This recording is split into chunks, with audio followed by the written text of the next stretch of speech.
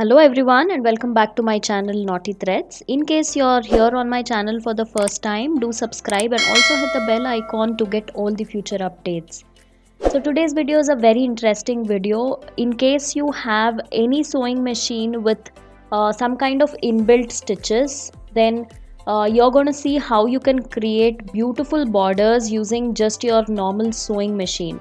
The only condition for that is your machine should have inbuilt stitches like this.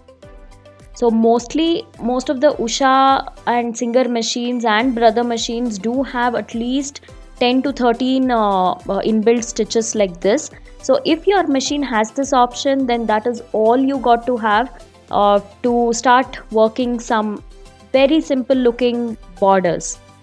So my machine is of Brother company. I have mentioned in lot of my videos. This is my sewing machine and the model number is DS140, and I'm going to use this sewing machine along with my regular pressure foot to create a beautiful border. So the first stitch that I'm going to use is 36, and it is a leaf shaped satin stitch. And yeah, I have slightly changed the stitch length and stitch width, after which I'm going to start working on this cotton silk material with 2 layers of paper canvas. Now in case if you are not aware of what paper canvas is, this is generally used in all sorts of machine embroidery, computerized embroidery, to give the firmness to the fabric. So I have used 2 layers of that. I have placed 2 layers underneath the fabric, and I am just pressing the pedal. So that is how beautifully it works. So this is possible only if you have some inbuilt stitches, and I have used silver zari to work this design. So again, the next stitch I'm going to try with a different setting, and this is the regular satin stitch. Now how you do satin stitch is using the zigzag stitch setting. In case if you are if the machine you have allows you to change the stitch length, then you will have to set the stitch length to the least. Now in my case, I have set the stitch length to 0.1, and the stitch width is absolutely up to you.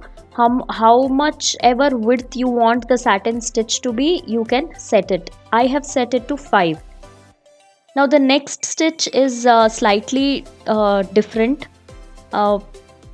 It is again one of the inbuilt stitches, but it is not as easy as it looks, because the fabric kind of moves all by itself, and you will have to make sure it is going, it is working where it is supposed to work.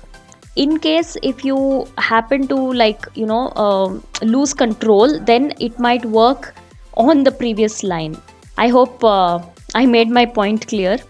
So it is a little tricky, because you will have to balance everything manually.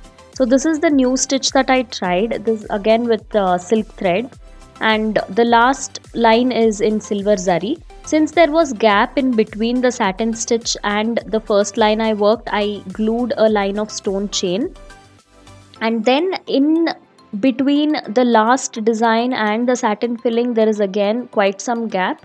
So here I'm going to add some gold beads like this with matte finish, just to give it that handwork kind of a look. Adding these beads is completely optional. If you want to reduce your work, you can simply work these stitches very close by. I personally feel a lot of you like beadwork and stonework, so that is the reason I have tried to add both in this design. So to give it a little more grand look, I am just sticking few kundans here. These are very small kundans and in gold color. You can work this even on the stitched blouse, provided you are very careful. So my personal suggestion is to try working on a sample fabric first. Once you are confident enough to not mess it up, then you can try it on a stitched blouse. So this is how it looks in the end. It looks very pretty, and it looks as though a professional machine embroidery is being done, but only we know that we have used our regular sewing machine to do this, isn't it? So yeah, do let me know in the comment section how you like this design.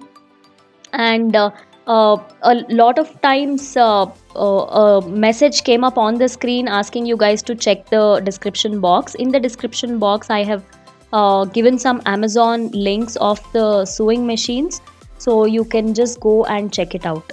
And in case if you guys have not subscribed to my vlog channel yet, do subscribe to Kanika Reddy Vlogs, and also check out my blog naughtythreads.net.